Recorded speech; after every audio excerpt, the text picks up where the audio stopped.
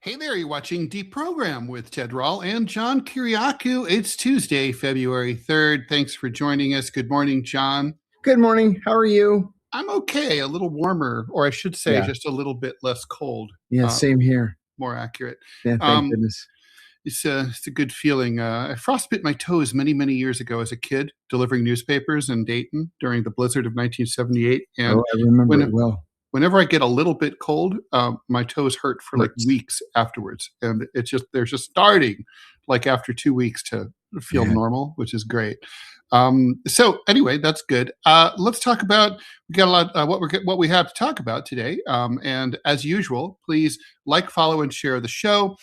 Just an update on Robbie Aid, which we will be bringing you up to date in a little bit. Robbie West is our producer. He helps make this show possible.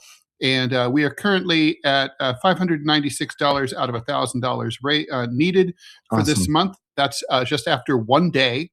That's awesome. Guys, we should be able to get there in a day or two. So if you guys keep up bringing the love, thank you so much. Just a reminder, John and I each kick in $500 every month. So we match you guys match us. It's a beautiful thing. And there's nothing that stops you from helping out, even going above the $1,000. I'm going to put up the GoFundMe. If you just forget, you don't have to really do this. GoFundMe.com/F/DeProgram Robbie. But you'll just go to GoFundMe and just search for one word, DeProgram Robbie. And thank you very much for doing that. We are going to be talking about the Clintons. Kind of surprising. We didn't really predict that. We thought that they were going to hold out and be cited for contempt of Congress. That could still happen. But the Clintons are going to testify. Basically, they're not getting any of their conditions met. They just came out of their hidey hole with their hands up, and they're going to have to testify before the House Oversight Committee about Epstein. Let's talk about that. Also, basically, as China continues to consolidate closer economic ties to Latin America, Costa Rica has a presidential election result. Conservative populist named Laura Fernandez won down there in Costa Rica. Very famously calm kind of country, very friendly to Americans and everybody else who visits. Anyway, she says she's going to continue to the sort of aggressive reorienting of the nation's policies to the far right, continuing the policies of Rodrigo Chavez. And in Uruguay, they met with the president there, Yamandu Orsi, met with Xi Jinping. Always want to say that, Xi Jinping. It shows my age. Anyway, they just signed a dozen strategic partner agreements. So Trump basically has been threatening all sorts of dark things against Uruguay, but I suspect these are empty threats. But we'll see. And finally, last and probably least, Don Lemon says that a dozen federal. He went on Jimmy Kimmel yesterday. I mean, we're in trouble when the First Amendment relies on Don Lemon and Jimmy Kimmel. But in a way, that's how these things always are. Anyway, he said that his lawyers contacted the feds and said, "Yeah, I'll turn myself in. Just tell me when." And they didn't. They weren't having it. And a dozen federal agents, not clear on what agency, showed up with the FBI at his hotel to handcuff him and make a big deal out of it. That's what they do, Ted. I was just clearing out a file just a couple of days ago, and it reminded me of October 17th, 2019. 22 FBI agents raided my house, smashed holes in my wall, in the kitchen, in the hallway, in my son's bedroom, screaming at me, "Where are the weapons? Where are the weapons?" And then never charged me with a crime. And 22 FBI agents. Why did they punch the holes in the wall? They thought you had guns? No, just to be assholes, because I kept saying, "I don't have any fucking guns." Oh yeah, well, we're gonna find the guns. Sledgehammer, smashed holes in my wall, 3 different places, and then left. Never charged me with a crime. And of course, there's no way to get compensated. Absolutely none. You can't sue them. Yeah, so basically, it just sort of like sucks to be you. Is the rule. Exactly. And, I mean, it's what they do. I mean, I think it kind of makes them look silly. It's like, Don Lemon doesn't really look like a master of the universe, like he could like kick all of their asses. Right. I mean, guys, really, it's Don Lemon. He offered to come in. If you just leave Don Lemon up to his devices, he'll make an ass of himself on his own. Oh, he's good at that. You don't need to sort of sanctify him and make him into a martyr. Which is exactly what they're doing. Him and Jimmy Fallon, two of the another one I can't most stand. milquetoast corporatists ever. I mean, but it is like that. First Amendment heroes. You get people like Larry Flint. I mean, that's how these things work. They're not coming for Wolf Blitzer first, let's say, or whatever, Anderson Cooper. All right, so we have lots of questions. Should we do get the Clintons out of the way and then do some questions? Yeah, cowardly Clintons. So the Clintons sent this letter, a 4-page letter, if memory serves, about a week ago, saying like, "No fucking way are we testifying. Eat shit. Fuck you. You'll never take us alive, coppers." And well, apparently they're being taken alive. The threat of contempt of Congress appears to be the motivating force there. Even Democrats weren't going to support them.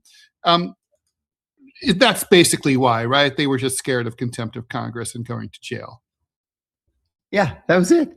And then, so like we said yesterday, Ted, Peter Navarro went to prison for 4 months.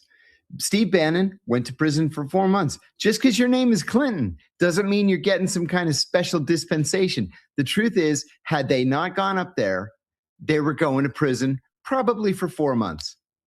By the way, I think does it help Steve Bannon's street cred on the right that he went to prison? I would think it would. Absolutely, yes. Okay. Absolutely. Yeah, it makes him look like a badass. So now they're going to testify. Will they just take the fifth on everything or most things or everything? Although with Bill Clinton, sometimes he just can't help himself because he thinks he's smarter than you.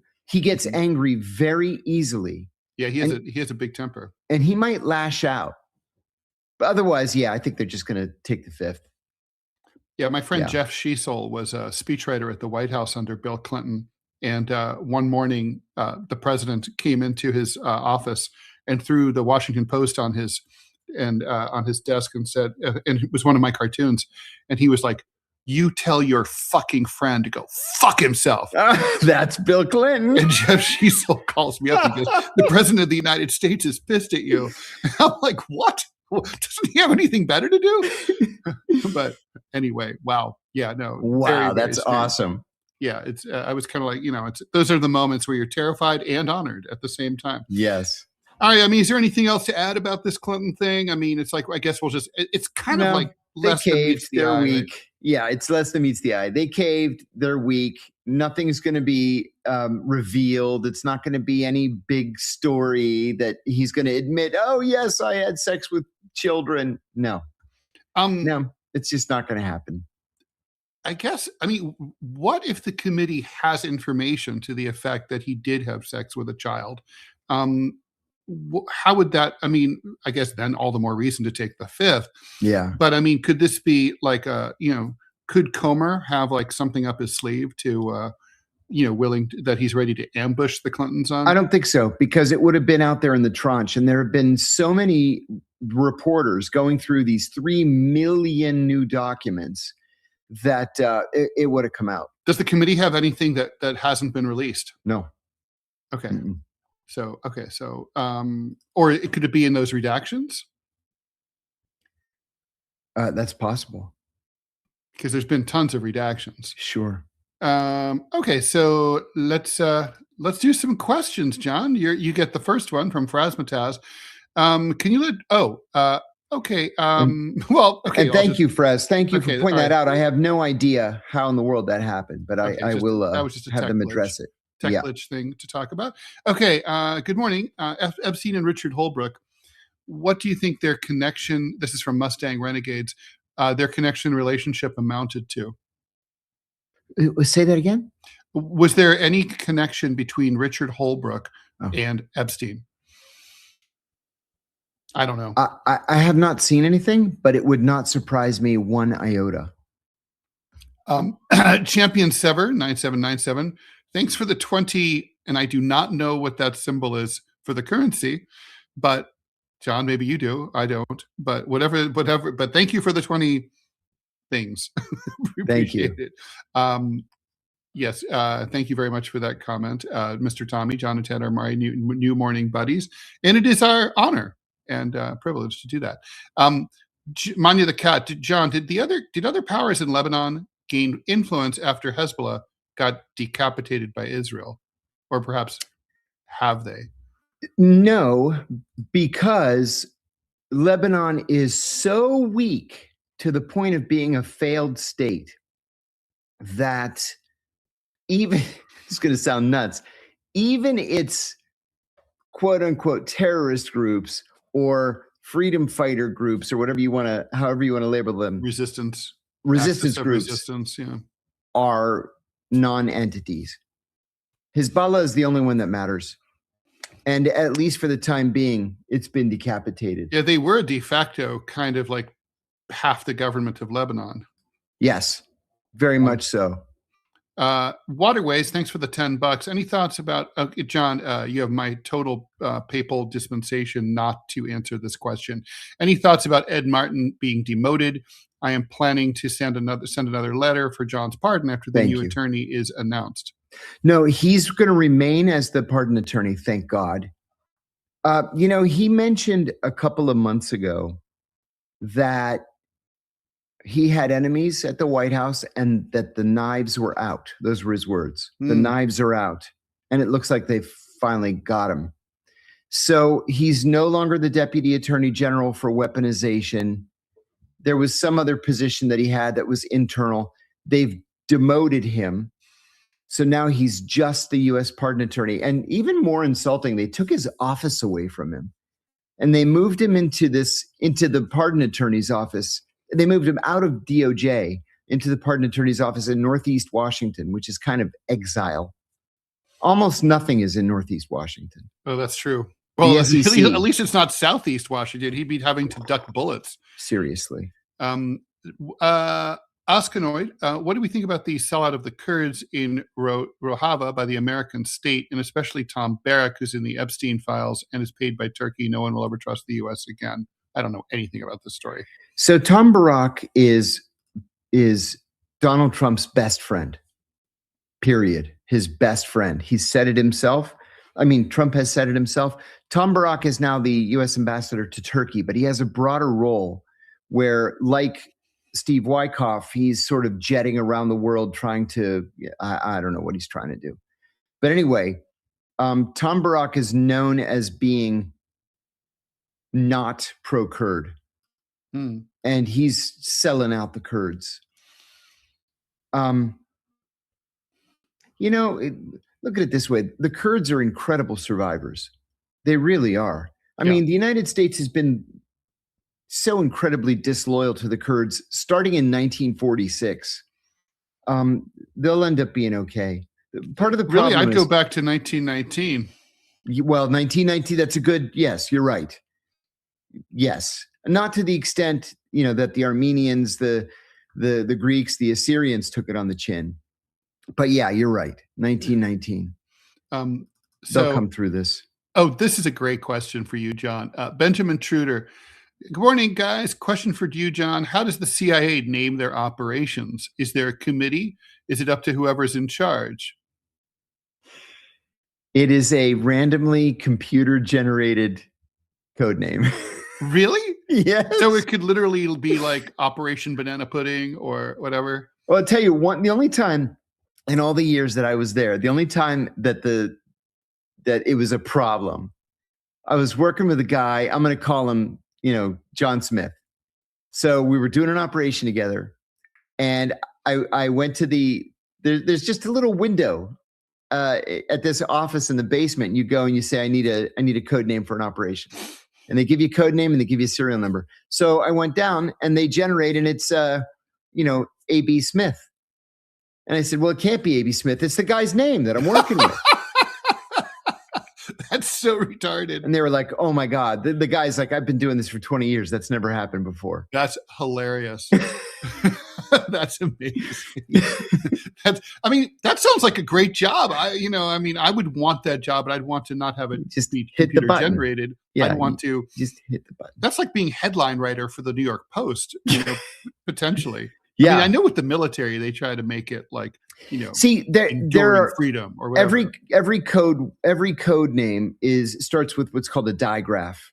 So I'm going to make this up so that it's not classified, but let's say it's the operation is Palestinian in nature. It's going to be AB code name, with AB meaning Palestinian case, or CD whatever is going to mean terrorism, or EF. So all CD in that example would mean terrorism. Yeah. So it's kind of like the Dewey Decimal System. Yeah, it's kind of exactly. It's like the Dewey Decimal System. But the name after the digraph is computer generated. So there really could be like the French spy parody movie, which I don't recommend anyone to ever watch, Operation Corned Beef. See, the way they used to do it, we had like Operation Paperclip. Yes. Or Operation, whatever. So, like, for example, MK Ultra, the MK means domestic operation. All right. Well, that is definitely entertaining. I'm glad this was worth doing this show just for that question. Brian Carroll, morning, boys. Any thoughts on Dr. John Coleman? Don't know him. Am I missing something? I don't know. Let us know who he is. Dr. John I would look Coleman. it up right now, but we have a show to do. Have either of us listened to Daryl Cooper's 26-hour Fear and Loathing in the New Jerusalem series? Very thorough history of the founding of Israel from the Arab and Zionist sides. Kotarik. I have not.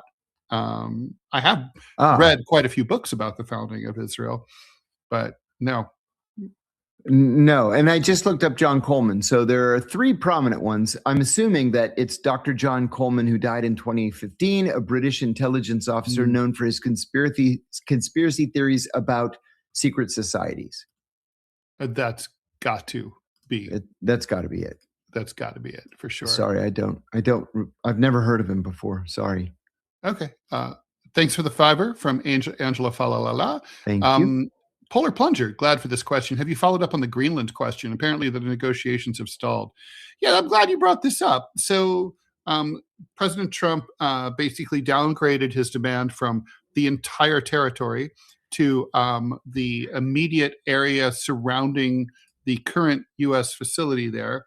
And even apparently those negotiations have stalled. It sounds like the administration was asking for a little more than that. And then basically it was not mission creep, but like sort of, hey, I thought we had a deal. Now you're asking for more than we agreed to. And so that's not going to work for us is the vibe I'm getting. I think the Danes are just like not interested, and it's off the headlines, and the pressure seems to be off, and the president seems to be focused on other issues. Yeah, I think that's it. I think the president's probably spending most of his foreign policy time on Iran right now, and he's not thinking much about that anymore. So yes. if you're the Greenlanders, you can breathe easy for the time being. Manya the Cat, I suspect the Clintons won't face any consequences. Trump doesn't want to set any precedents for himself when he's former president. I don't know. He knows the knives are going to be out for him no matter what.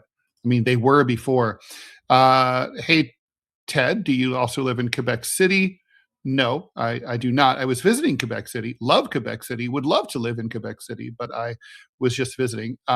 John, with everyone cynical and always negative, like MAGA supporters at times, so do you think we're living the best as humans in history as we ever have? I don't think so.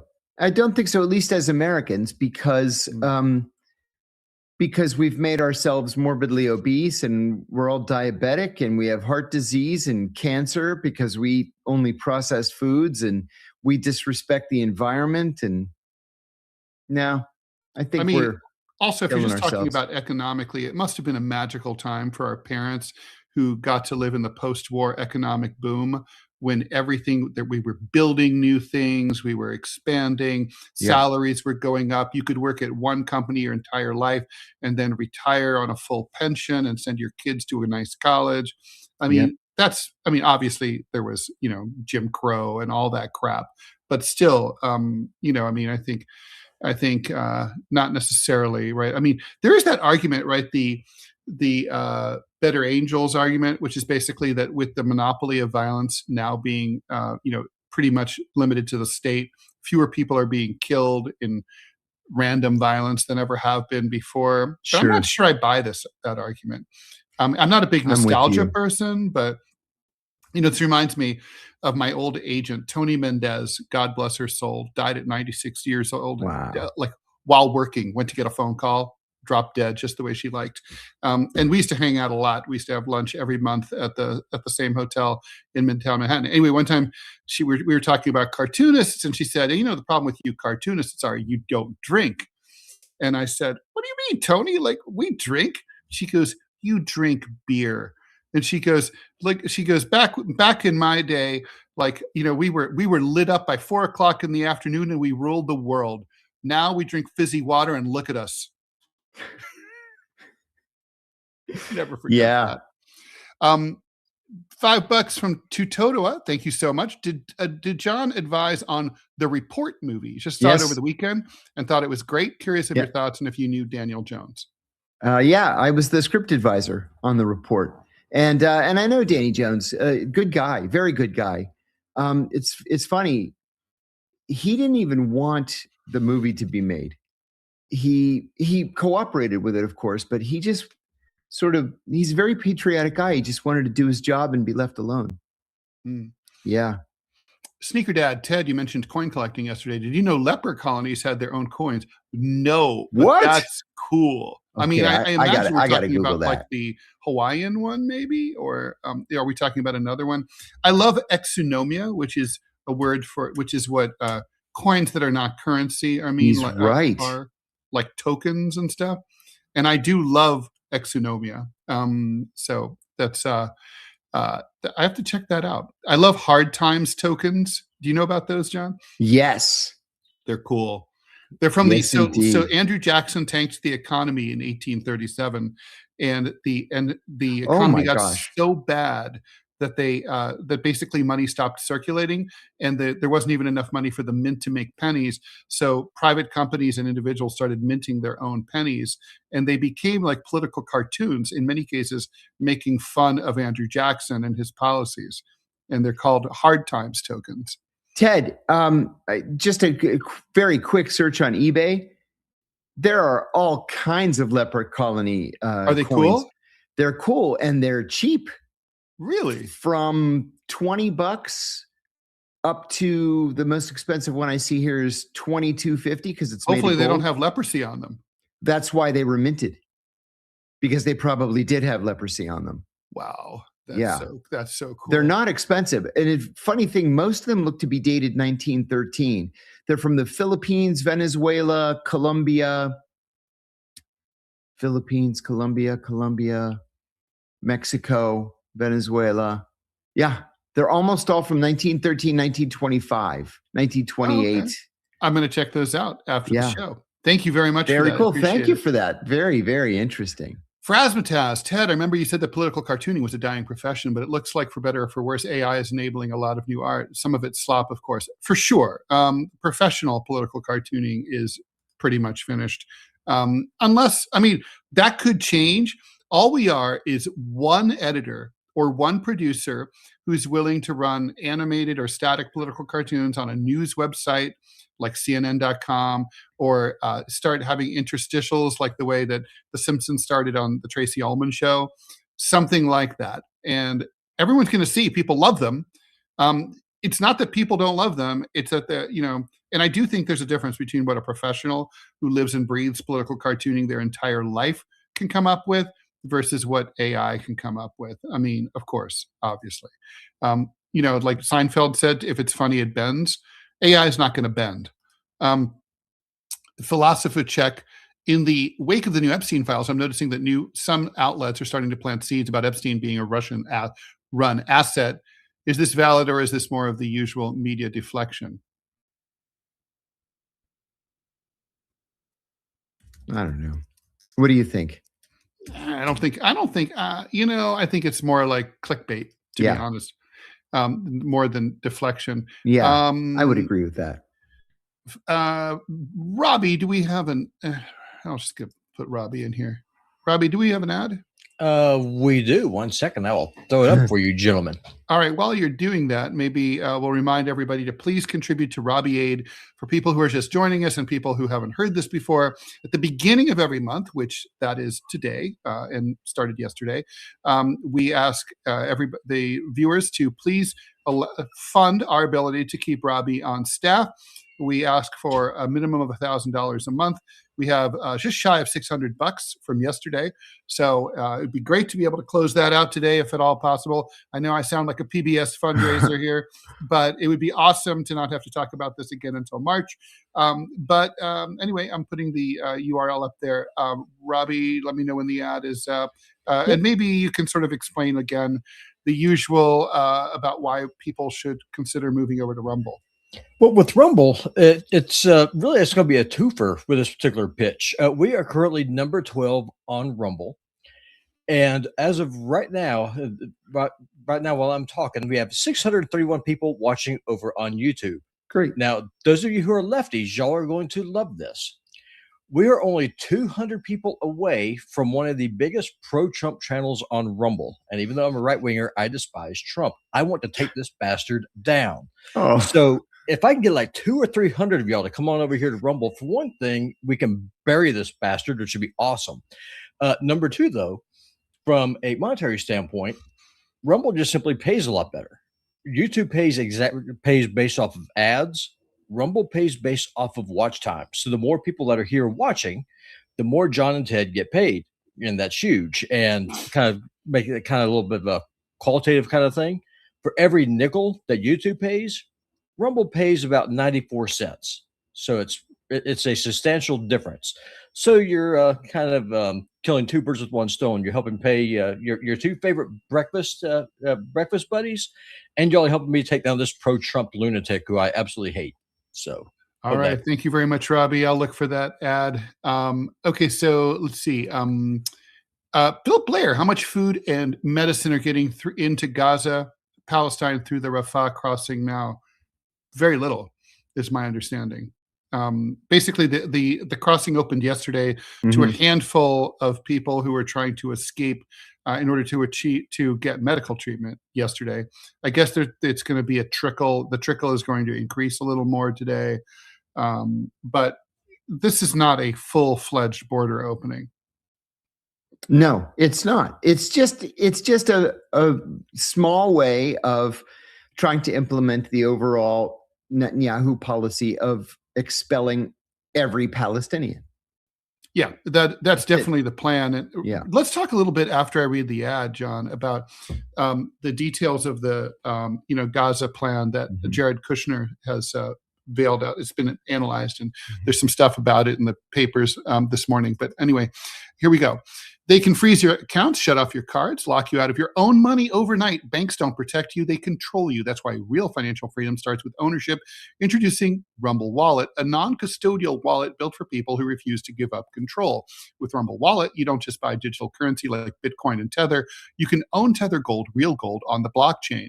Through Tether Gold, you get direct ownership of physical gold bars, each one fully allocated, verifiable by serial number, purity, and weight.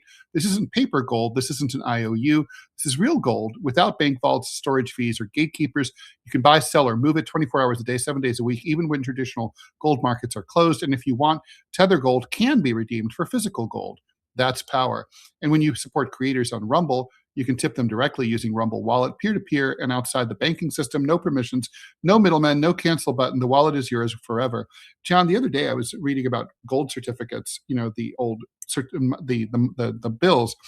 And it was alleged by some collectors that if you go to the Fed, you can, with one of those, you can still redeem them for actual gold. Yes. Yes. Which would probably be these days pretty wise. Yeah. I would do it. Although Yes. some of those bills are worth a lot more, depending on their condition, than the gold that they represent. Question. So basically no Palestinians have been consulted in this plan for redevelopment of the Gaza Strip. You know, is it dead in the water, or what's going to happen here? What is dead in the water? This Jared Kushner led, The Jared Kushner thing. Yeah, most likely. Okay. I don't understand the whole idea of bringing Jared Kushner back under the umbrella. I thought that he said he was sick of politics. He was sick of being stabbed in the back. He wasn't interested in being a target anymore. And he and Ivanka were gonna retire happily to Fisher's Island, Miami, to their $35 million house. Yeah. And then all of a sudden, here he is. And it started very simply a couple of months into the second term. And now here he is again, traveling the world with Wyckoff, and then on the side making billion-dollar deals to further enrich himself. It's like this the news that was in the papers yesterday about the $500 million in stablecoin. This UAE, the government of the UAE bought 49% of the shares in a stablecoin company that's owned and managed by Donald Trump Jr. and Eric Trump. So it's like, when do you have enough money? Well, that's the question, right? The Atlantic is reporting that at currently Trump's net worth has gone up by $8 billion since he became president in 2017. That's probably an exaggeration, but even allowing for that, he's made a lot of money. And the other thing is the 49% thing is it smells like a bribe, right? Yeah. Like, why do you donate 40, just shy of controlling interest? Because it's just literally like, we're just giving you money and we don't want to run anything. Yes, that's right. Literally what it is. It's the opposite of what the sharks on Shark Tank would want. Okay. Thanks very much, Samaman, for the $49.99. Much appreciated. Ted just started reading through your old illustrations. Curious, are you a fan of R. Crumb's work? John, do you believe that if we had a president who spoke Spanish, Russian, Arabic, or Mandarin, would that inform a stronger leader? I respect Robert Crumb's work a lot, obviously. I was very hurt when he sided against me in a high-profile lawsuit that was basically, I sued a dude who impersonated me and got me fired from the New York Times. And this rascal sided, got R. Crumb. I think he obviously lied to him because he lied to a lot of people, but got R. Crumb, who didn't bother to call me to find out what was really going on, and then got his endorsement. So, I'm like, Robert Crumb's a bit of a dingus as far as I'm concerned. But, obviously, look, I wasn't influenced by him at all. But, obviously the talent is undeniable. And I know that's a question for you, John, but I do want you to answer. But I have to say, never hurts to know foreign languages. I mean, never hurts. I would say, yes, I think it would help a lot. I really do. You can see it when foreign leaders suddenly break out into perfect fluent English. It's impressive, Yeah, it sure is. Or when George W. Bush spoke Spanish. Yes. Which everybody loved. Yeah. Tatum Hedrick, would either of you consider a shamanic trip to Mexico or Peru? Yes. In these chaotic external circumstances, you must realize the power within. Sure. Yes, indeed. Why not? In fact, a former lady friend of mine and I had planned to go on one of those ayahuasca trips and just never got around to it.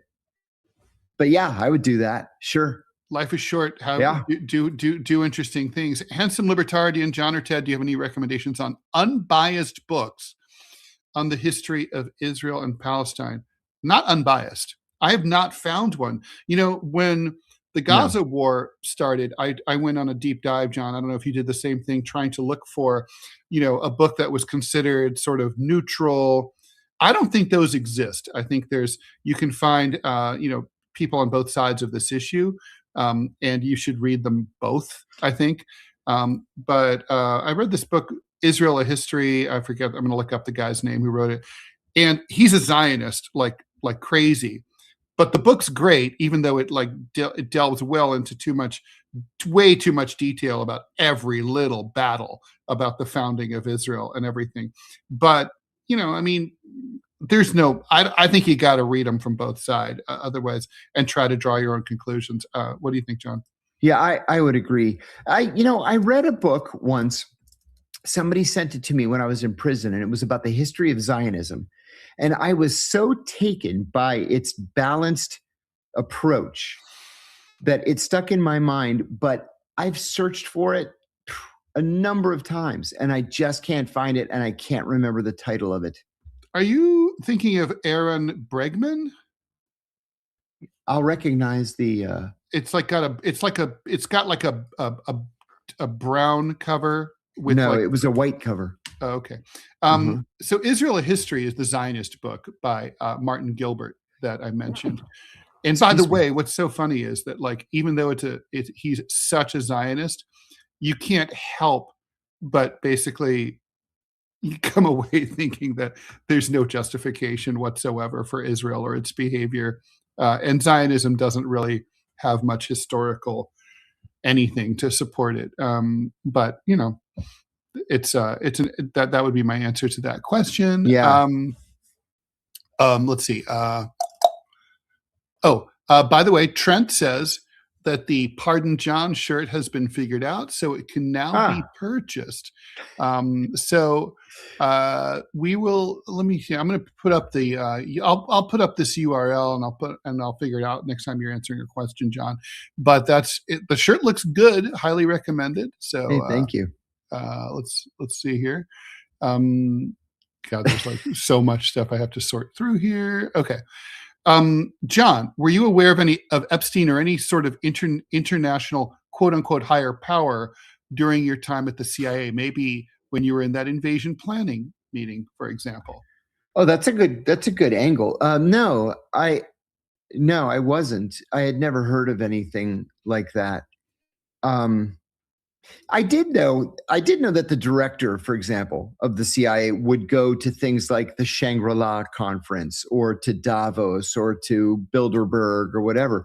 But as I said a couple of days ago, once that former person to whom I was once very close and about whom I'm prohibited by court order from mentioning, when she would go to these things, she said that all they ever talked about was weapons deals. That was it. I mean, sometimes you'd get big muckety mucks like Bill Gates or George Soros talking about the global economy, but it was almost entirely about weapons deals. Well, there's the shirt, guys. And there's the extremely catchy URL. We're going to have to do better than that. But go to deprogram.creator-spring.com and hopefully you can just search for the shirt. Or you can maybe take a picture of your screen and, peck away with the way I would with my 2-finger typing style. But the shirt looks good. I'll leave that up for a little bit. John Hurth, if Bill Clinton is actually found guilty down the road, well, I don't see how he could be because of the statute of limitations. Right. Will this begin the collapse of the House of Cards and more accusers will come to light? Yes, it would. Yeah. But I don't see how that happis. Also, why don't more people talk about Bill Gates? Now, that's a good question. That's a good question. Because, even his wife, his ex-wife now later came out and said that that's why she left him. Because he was going to Epstein's Island, having sex with people, and then coming home and apologizing. And she's like, now I'm done. I'm taking half of Microsoft. and according, if the documents are to be believed, he went to a doctor and tried to figure out how he could slip an antibiotic Mickey into her morning coffee to see if because apparently he supposedly had gotten STIs from Russian hookers. Gross. So gross. Oh my God. And Alexander Luchti, is it true that the Kurds were the Ottoman Empire's butchers of the Armenians? That has long been the accusation. Yeah, I mean, who knows? I don't think that's well done. I've heard the accusation as well. I don't know that it's well documented. Right. It's not well sourced. It's controversial, right? Elliot Covert, Lord Byron said that the Turks were Muslim Greeks and Greeks were Christian Turks. The petty narcissism of small differences in the grist of politics. Isn't that the truth? Logger Jogger, thoughts on the Mideast treatment of Palestinian refugees' children creating a massive second class seems bad, or does U.S. birthright citizenship approach just facilitate ethnic cleansing? I'm a big believer in birthright citizenship. I agree with you. And because even though it causes all sorts of problems, it seems when you consider the alternative, like they have in France, where you have third and even fourth generation undocumented stateless people, it causes all sorts of problems. So it's not fair to blame people for the sins of the fathers, right? If your parents snuck you across the border when you were 5 and you were basically luggage, how is that on you? I mean, that's right. I mean, the law should only punish you for a crime that you committed, that you were aware of, that you did consciously. Mm-hmm. In Pakistan, John, HP is asking, did you ever have any interactions with the Pakistani mafia? And did they help or hinder your operations? Yeah, that's a good question. Isn't the Pakistani mafia just the military there? For the most part, yeah. No, I didn't have any formal interaction with them. And it was always my understanding that they were far more active in Dubai. Like they have a huge presence in Dubai, like the Irish mafia has. They're also in Dubai. Weird. No, I mean, we would run across sort of petty roadblocks where you have to give them a $5 to let you. I mean, there were a couple of times where I was in the car with senior ISI officers at the colonel and brigadier general level, where we're stopped at these illicit roadblocks. And even though the guys shaking us down are privates and corporals, the general just paid the money to let us go on our way. It's easier that way. It's just the way things are. You shouldn't even get angry about it. That's what I discovered. Yeah. It's basically just like, it's like paying a toll. It's exactly what it is. It's like paying a toll. Yes. Or a bridge troll. Yeah. Humongous. Why would the Clintons go to jail for contempt? Obama man's Eric Holder was called to Congress, never went to jail. Yeah, but his argument was that he was a sitting cabinet member. And so whatever he would be asked to testify was protected under executive privilege. The Clintons have no executive privilege because all of this happened after, they were in the White House. And Hillary was never in the White House. So there it is. David King, as president, what has I mean. A question to the CIA guy. That's not me. Was Epstein the best honey trap ever? Was Mossad in charge? I believe I've been very public about this too. I believe Mossad was in charge. I believe that he was a Mossad access agent, and I think that just judging by the level of people who've been caught up in this thing, I would say, yeah, probably he was the best ever. Sure.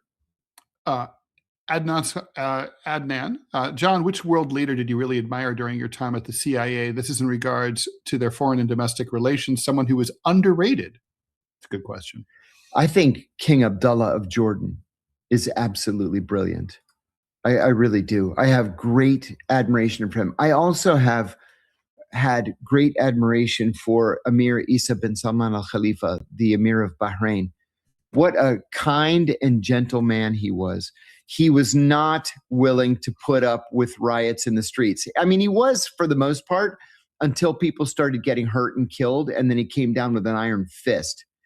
But Abdullah of Jordan is able to walk this tightrope. And remember, this is a guy who never wanted to be king, never intended to be king, wanted to just go about his normal business, and then was just thrust into it. And he's embraced it, and he's done a great job leading that country. So, John, maybe you could shed some light on this story, because it's been a story that's haunted me. But the ousting of President Akayev in Kyrgyzstan, that appears to have been at least partly a CIA operation, right, under George W. Bush. I've always assumed that it was. I mean, so Yeah. Kyrgyzstan, the capital Bishkek is in the northern part of the country. Osh is in the center. It's an ancient city. It's a hotbed of Islamic fundamentalism. And there was an Osh-based uprising against President Akayev. He was the only democratically elected president of a Central Asian republic at the time. Bush was pissed at him because he was trying to raise the rent on America's air base in Bishkek at the airport there, to get a little more money for a very poor country. Anyway, long story short, the insurgents came to Bishkek, overthrew. The reason I thought about this is because you mentioned this kind and gentle leader. Akayev his security forces said, okay, we're going to fire on these demonstrators. And he said, absolutely not. I don't want any Kyrgyz to die because of me or my regime. I'm leaving. He fled in exile, went to Russia. And when the insurgents broke into the presidential palace, they found on his desk a letter that said, please take good care of my country. And I remember just thinking, like, what a cool guy, right? Wow. Like, and the rumor was that the CIA had trained and supplied and armed the insurgents down in Osh. Sounds like it sounded credible at the time. Yeah, it sounds credible to me. Sure. Anyway. Yeah. I've often thought it would be I always thought there's a book somehow there, but very cool. Anyway, Aknek Koljin, John and Ted, how can one practice to build rapport as skillfully as ourselves? Well, it wasn't any work for me. No, anyway. Me either. You just have to genuinely love being around people and communicating with people. You just have to love it. Yeah. I'll give you an example. I went out with I have a friend from the movie that I did in Mexico, and she's wonderful, gifted, and naturally talented actress. And she said, "Oh, I have these friends from New Hampshire, and I love them, and they're great, and you should meet them." I happily went out last night and met up with them in Tyson's Corner, Virginia. Met them in a bar at the Ritz-Carlton. And we sat there and yucked it up for 3 hours. I never met these people in my life. They were complete and total strangers to me. And we had a genuinely wonderful time. You just have to enjoy doing stuff like that. Yeah. Yeah. I mean, and I think, it's also with some people, you just get along or you don't. That's it. And you just like each other. I mean, I remember one time walking into a party and I literally felt the hairs on the back of my neck go up. And I was like, someone's here who's bad. And I don't know who. And then ultimately I later figured out it was some dude. And it was just like, he actually did, a year later, it turned out he really was a bad person. And it's just like, so. Ted, I got to tell you, when I was up on Capitol Hill, working for the Senate Foreign Relations Committee, I was dealing with this guy, the spokesman for DEA. And I was like, how in the world can this guy be the, GS-15 at least spokesman for DEA when he's 32 years old? Like, wow. Who did this guy blow to get this job? Seriously. Yeah. So I didn't like him. He just seemed phony to me. And I can be phony, but he just rubbed you the wrong way. But mine's a convincing phony. Yeah, he just rubbed me the wrong way. I just did not like this guy. But I had to deal with him, because I was doing a lot of stuff with DEA at the time. So I leave the committee. I go to prison. I come back in 2015, just in time for the FBI to arrest him. What he was doing, this SOB, is he was going to private companies with which the DEA had business. And he was saying, listen, it looks like I'm the DEA spokesman, but really, I'm deep cover CIA. And if you want to win these really lucrative contracts with the CIA, you're going to give me $100,000. What? And I'm going to set you up with these CIA contracts. Motherfucker. Yeah. So he collects like $500,000. And then when the contracts never materialized, these people went to the DEA Inspector General and they were like, holy shit, we have to call the FBI. What did they say? Did they say like, well, we were trying to bribe him. Yeah. We're trying to bribe him, but nothing happened with the bribe. But the deal was that they wouldn't be prosecuted if, they testified. He ended up getting years in prison, years. And then the last time I saw, he was in like Montana or Wyoming or something like that in prison. What a rascal. Yeah. I mean, I always kind of like, mostly 90% I'm like, what a turd. But there's some part of me like, man, how do people like this even like think of such shit? That's amazing. Seriously. Uruguay.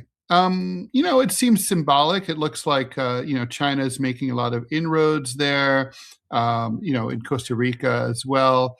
So, I love it there. So, it's nice. I've never been to Uruguay, but I've heard only good things about it. I took the boat from Argentina, from Buenos Aires to Montevideo. And it was on my honeymoon. The boat is so big. We got on the boat, and my bride said, "When do we get on the boat?" Because you walk up the plank and you're just in this casino, no windows or anything. It's just a casino. And she goes, "Where do we get on the boat?" And I said, "We're on the boat. This is the boat."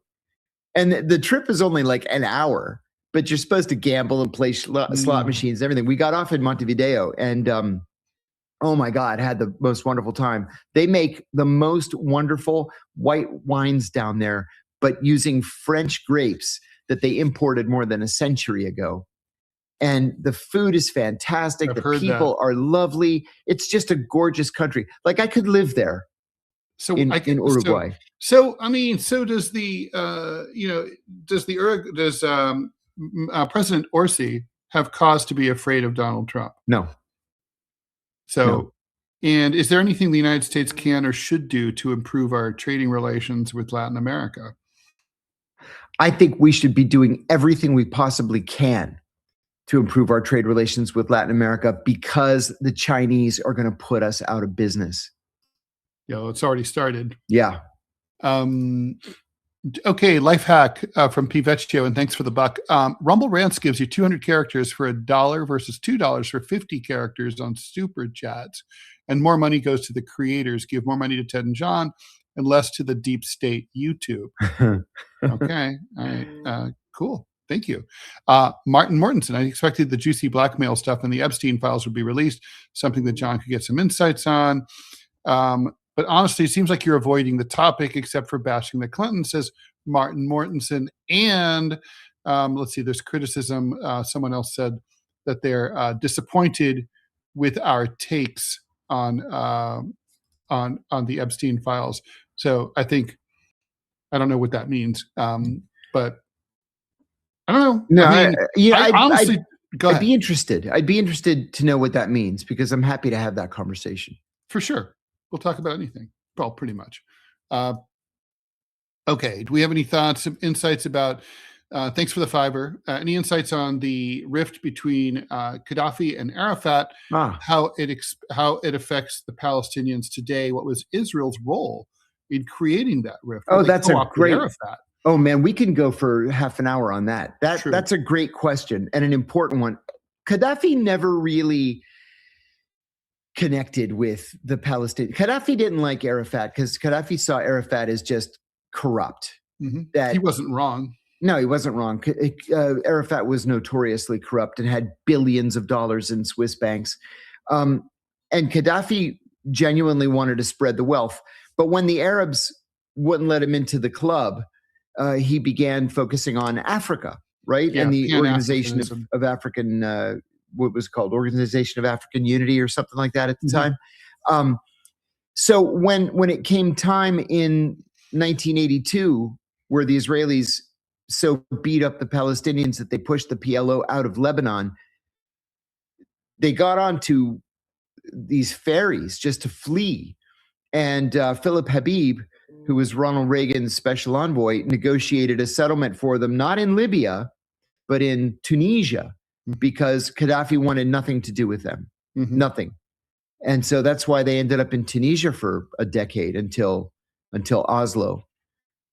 Well, I mean, that's... I would say, though, I'm sorry, let me finish this thought real quickly. I would say that the PLO did far more damage to itself upon Iraq's invasion of Kuwait in 1991 than we saw in the rift between Arafat and Gaddafi. The rift between Arafat and Gaddafi, nobody cares about anymore. But the rift between the Palestinians and the Gulf states is still very serious. They live it on a daily basis. New York Times is reporting, speaking of the Epstein files, that a bunch of photos, nude photos of underage women were released unredacted. Oh, that's true. The New York Times actually called the Justice Department and say, hey, do you guys realize that you've released all these nude photos of children? And then the Justice Department had to go back and redact the photos. So technically speaking, isn't the DOJ now responsible for disseminating child pornography? Yes. Yes. Beautiful. Desert Fox. I'm starting a Substack on history. It's small now, but I want to write about unexplored history, parts of history in the world. Yeah. That sounds fun. That's awesome. Yes.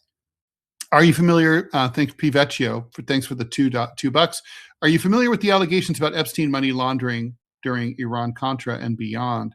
It seems like that allegation is as big a threat as the blackmail to the establishment elites. Yeah, I would agree with that. That's Iran-Contra, though, is like the... It was a long time ago. Yeah. It's hard to... Yeah.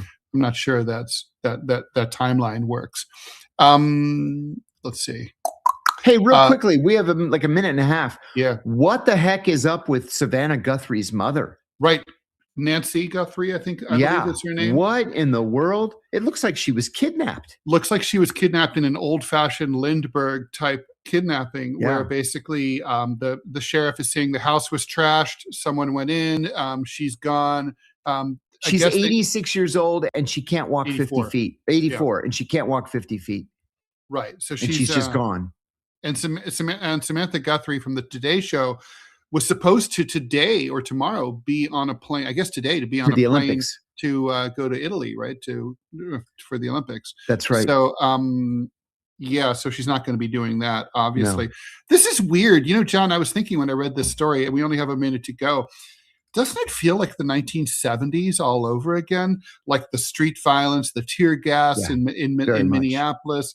Now this kidnapping story of Samantha, where famous people like John Paul Getty, the third was kidnapped. Yes. I mean, it's like, it feels like the 70s all over. Yes, indeed. It really does. It feels like the 70s. So weird. All right. Well, and then Don Lemon. Of all things. Of all things. I mean, look, we have to support Don Lemon, even though he's an asshole. Yes. Agreed. Agreed. And he is an asshole. Okay. So with that, thanks, John, as always. We will be back tomorrow. We're here Monday through Friday, 9 a.m. Eastern time. We'll be back tomorrow, Wednesday at 9 a.m. Eastern time. Thursday, we'll be doing the same thing in DMZ America. We'll be back on. Stay tuned for the TMI show with Manila Chan and myself. Thank you very much for your support. Don't forget Robbie Aid. Let's get that done today, if at all possible. But if not, I'll be back bugging you about it tomorrow. Thanks, John. Talk to you later. Bye, Robbie. Bye, everybody.